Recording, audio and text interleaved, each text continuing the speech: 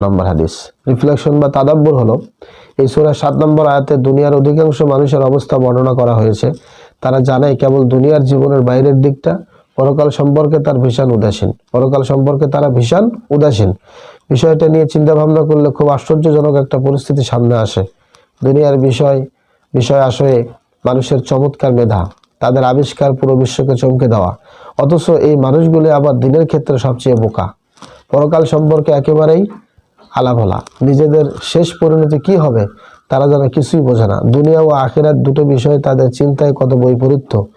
জীবন শেষে এই তথাকথিত বুদ্ধিমান মানুষগুলোই নিজেদেরকে সবচেয়ে বড় মূর্খ হিসেবে খুঁজে পাবে।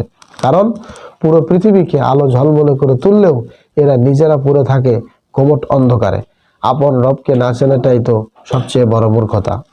সুনানে তিরমিজিতে আবার দেখুন 2459 নম্বর হাদিস, আরো বিস্তারিত পাবেন এই বিষয়ে। এই সূরাটিতে বর্ণিত আল্লাহ তাআলার অনেকগুলো নিদর্শনের মাঝে একটি হলো তিনি তোমাদের জোড়া সৃষ্টি করেছেন যাতে তাদের কাছে প্রশান্তি পেতে পারো।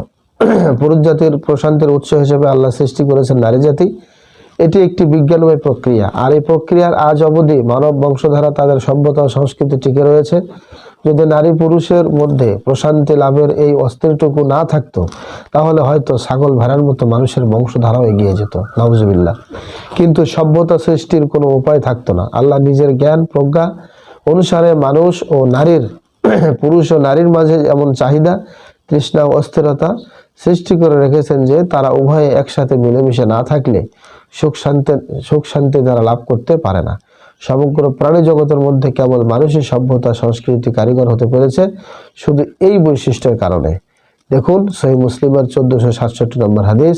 আল্লাহ পাক আমাদেরকে সেই মনুষ্যত্ব, সেই মর্যাদা ধরে রাখার তৌফিক দান করুক, আমিন।